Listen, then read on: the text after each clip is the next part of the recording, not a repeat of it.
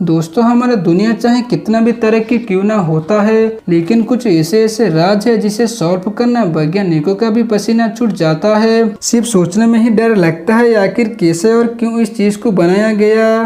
क्यों दोस्तों, आपको अगर पूछा जाए कि दुनिया की सबसे सुंदर जगह कौन सा है तो ऐसे में कई लोगों के मन में कई सारे सुंदर जगह आएगा। लेकिन दोस्तों आपको अगर पूछा जाए कि दुनिया की सबसे रहस्यमय जगह कौन सा है और उस जगह पर आपको छोड़ दिया जाएगा तो ऐसे में हालत आपका क्या होगा।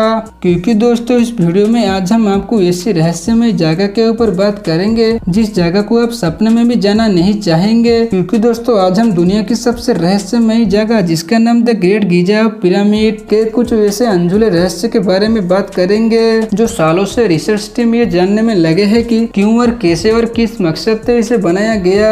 और दोस्तों पिरामिड के बात आ रहा है तो सबका मन में एक ही सवाल आया होगा और वो है पिरामिड के अंदर मम्मी। आखिर कौन है ये मम्मी और वो पिरामिड के अंदर क्यों रहते हैं, ये सब जानेंगे इस वीडियो में। तो बिना देरी ना करते इस वीडियो को स्टार्ट करते हैं।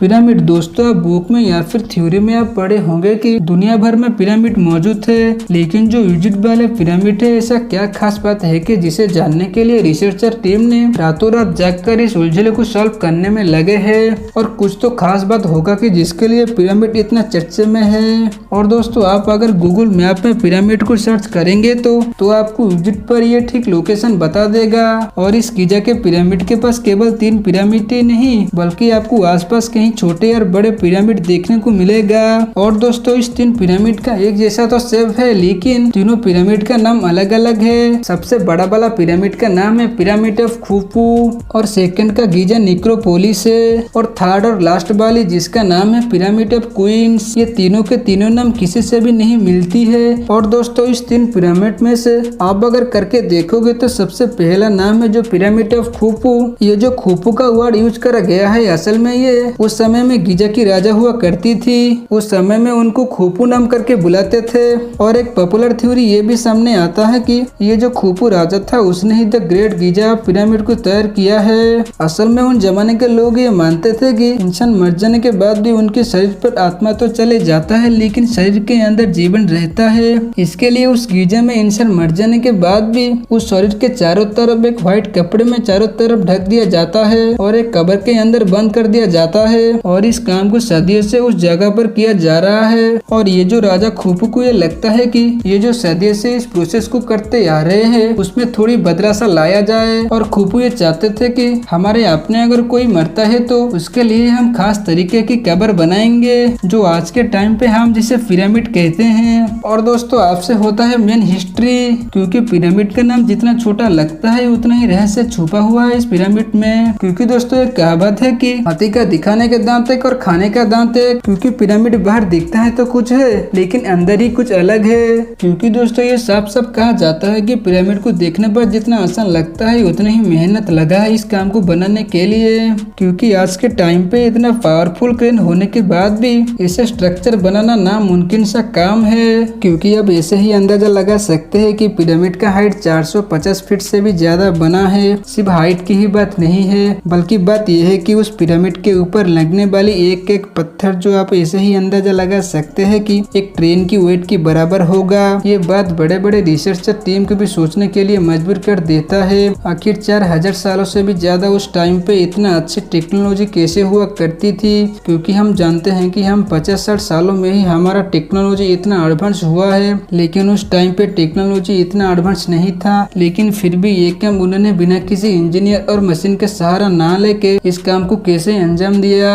और बात यहाँ पर भी नहीं रुकती है क्योंकि साफ साफ देखा जाता है कि उनके पास हमसे भी ज्यादा कोई अच्छा टेक्नोलॉजी या तो कोई बाहरी दुनिया से आके इस पिरामिड को बना के चला गया। जैसे जैसे आप इस बातों के अंदर जाएंगे दोस्तों आपको वैसे वैसे क्वेश्चन का आंसर मिलता रहेगा और आपको जानकर हैरान होगा कि ये तीनों के तीनों पिरामिड एक लाइन पर ही मौजूद थे। और एक थ्योरी ये भी सामने आता है कि जो गीजा की सेकंड वाली पिरामिड है उसे खुफू के बेटे खापे ने अपने कब्र पर बनाया था और इसके लिए इसे खापे की पिरामिड भी कहा जाता है। और इस पिरामिड के ठीक सामने आप अगर देखोगे तो आपको एक स्टैचू दिखाई देगा जिसे नाम दिया गया है स्प्रिंग्स। और दोस्तों आपको जानकर हैरान होगा कि इस स्टैचू को ऐसे डिजाइन किया गया है कि जिसे कोई भी देखेगा तो उसे लगेगा कि स्टैचू का जो सिर तो इंसान की तरह है, लेकिन उसका शरीर किसी इंसान की तरह नहीं बल्कि बड़े बड़े जानवर की तरह है जो जमीन पे काफी दिनों से लेटा हुआ है। लेकिन एक बात तो ये स्पष्ट है कि उन लोगों के पास सिर्फ पिरामिड बनाने का आइडिया नहीं था, बल्कि ऐसे ऐसे स्ट्रक्चर व पत्थर को काट के बनाते थे जिससे कोई भी उनका तारीफ करने से पीछे ना हटे। और ये जो स्प्रिंग स्टैचू, ये माना जाता है कि ये राजा खूफू की फेस से मैच करता है, इसके लिए इस स्टैचू को पिरामिड के सामने बनाया गया है। और आते हैं दोस्तों लास्ट वाले पिरामिड जो सबसे छोटा बना है, जिसका नाम पिरामिड ऑफ क्वींस है, जिसका अर्थ भी ये दर्शाता है कि इस पिरामिड उनका जो खूफू का जो रानी था वो मरने के बाद इस पिरामिड की कब्र पर बनाया गया है, जिससे कुछ लोग ये भी कहते हैं पिरामिड ऑफ मेनकार। अब आते हैं दोस्तों पिरामिड आखिर कैसे बन के तैयार हुआ था, क्योंकि जमीन से 450 फीट ऊंचे और 4000 सालों से भी ज्यादा इस पिरामिड को हो चुके हैं, लेकिन ठीक से कोई भी नहीं कह सकता इतना बड़ा तरीके से बन के तैयार हुआ। लेकिन जो थ्योरी और वैज्ञानिकों का कहीं रिसर्च करने पर जो बताते हैं हम वही कहते हैं। और ये बात भी साफ तरीके से कहा जाता है कि इतना बड़ा पिरामिड को बनाने के लिए उनको लगभग 20 से 25 सालों का समय लगता होगा। और दोस्तों आपको जानकर हैरान होगा कि आज के टाइम पे आप अगर कोई भी बिल्डिंग को बनाते हैं तो इससे में सबसे जरूरी होता है वो है टूल्स। लेकिन इतना सालों पहले कोई भी टूल्स मौजूद नहीं था, लेकिन फिर भी एक के ऊपर एक पत्थर को ठीक बारीकी से कैसे रखा गया, ये बात भी इंजीनियर को काफी सोचने के लिए मजबूर कर देता है। काफी रिसर्च करने के बाद रिसर्चर टीम ने यह पता लगाया कि इस पिरामिड को बनाने के लिए उनको चाहिए था एक ऐसी जमीन जो इतना भारी बर्तन पत्थर को लंबे समय तक डिजर्व करके रख सके।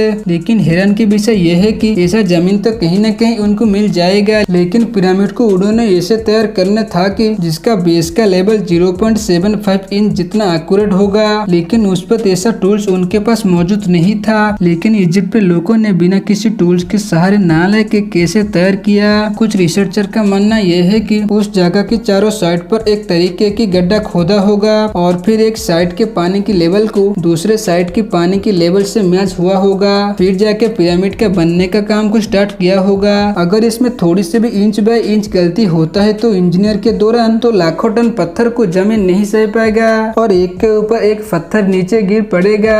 आप इस पिरामिड को बनाने के लिए उसके जमीन के साथ जमीन का लेवलिंग भी हो चुका था।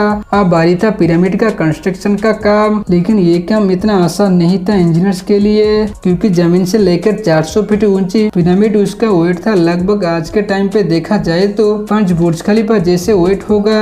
लेकिन उस टाइम पे इतना बड़े और भारी पत्थर को काटने के लिए ना ही उनके पास कोई कटर था या फिर कोई कटिंग का टूल था, लेकिन फिर भी पत्थर को काट के स्क्वायर और रेक्टेंगुलर का शेप दिया जाता था। काफी रिसर्च करने के बाद ये पता चला कि उनके पास एक खास तरीके की टूल्स था जिसे आज के टाइम पे हम छेनी कहते हैं। जी हाँ दोस्तों, यही एक टूल था जिसकी मदद से इतनी भारी बर्तन पत्थर को काटा जाता था। लेकिन सोचने का विषय ये था कि उनको ये बात भी पता था कि इस टूल्स कॉपर से ही बना है, लेकिन कॉपर इतनी मजबूत नहीं था जो इस पत्थर को काट सके।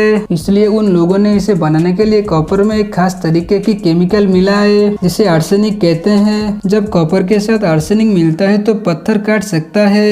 आप उस जमाने के जितने भी पिरामिड के पत्थर ठीक शेप के अनुसार उससे ही काट कर जाता है। और आपको जानकर हैरान होगा कि इस पत्थर जो आज के टाइम पे लाइमस्टोन कहा जाता है, उस पिरामिड के आसपास ही पत्थर कटाई नहीं हो रहा था, बल्कि उस पिरामिड से कुछ ही दूर टोरा के शहर में हो रहा था। धीरे धीरे पिरामिड का काम भी जोर शोर से चल रहा था, लेकिन रिसर्चर टीम को ये बात बिल्कुल भी हजम नहीं हो रहा था। वो ये था कि आखिर कौन सी टेक्नोलॉजी से पिरामिड के चारों तरफ बनाया गया, जिसका चारों को चारों एंगल मापने पर ठीक 50 डिग्री ही दर्शाता है। इस चीज को लाखों रिसर्च करने के बाद भी सॉल्व नहीं हो पाया।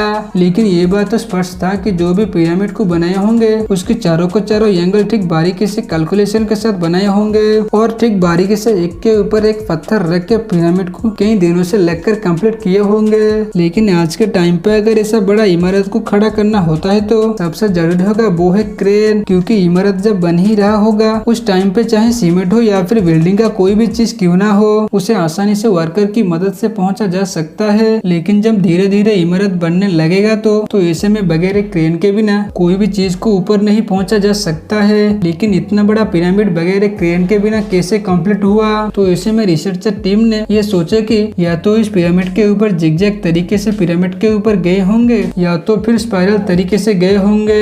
लेकिन ये बात तो साफ है कि इस पत्थर को मजदूरों की मदद से ऊपर पहुंचा जाता होगा। फिर पिरामिड के बाहर पत्थर कट भी गया और एक के ऊपर एक सेट भी हो गया। लेकिन एक बात रिसर्चर को हजम नहीं हो रहा था, क्योंकि पिरामिड के चारों तरफ की पत्थर तो लाइमस्टोन की पत्थर तो लगा हुआ था, लेकिन उस पिरामिड के अंदर वाली कंपोनेंट में लगने वाली पत्थर वो लाइमस्टोन नहीं बल्कि ग्रेनाइट था। क्योंकि दोस्तों ग्रेनाइट एक ऐसी पत्थर है जो डायमंड के बाद दुनिया की सबसे मजबूत पत्थर माना जाता है। क्योंकि आज के टाइम पे भी ग्रेनाइट पत्थर को काटने के लिए बड़े बड़े कटर के भी पसीने छूट जाते हैं। लेकिन उस टाइम पे लोगों ने आखिर इतना मजबूत पत्थर को कैसे काटे होंगे। काफी रिसर्च के बाद रिसर्चर ने ये पता लगाया कि ग्रेनाइट को काटने के लिए एक खास तरीके की टेक्निक का इस्तेमाल किए होंगे। वो ये होगा कि एक बिना धार वाली आरी से काटे होंगे। इस आरी को एक तरफ एक आदमी अपनी ओर खींचता होगा और दूसरी तरफ एक आदमी अपनी ओर खींचता होगा और उस आरी के बीच में बजोर डालकर ग्रेनाइट को काफी बारीकी से शेप दे के काटे होंगे। दोस्तों इस वीडियो आपको कैसे लगी नीचे कमेंट सेक्शन में जरूर बताएं। आपको अगर इस वीडियो का पार्ट 2 चाहिए तो अपने राय हमें जरूर बताएं। दोस्तों यहाँ पर इस वीडियो को एंड करते हैं।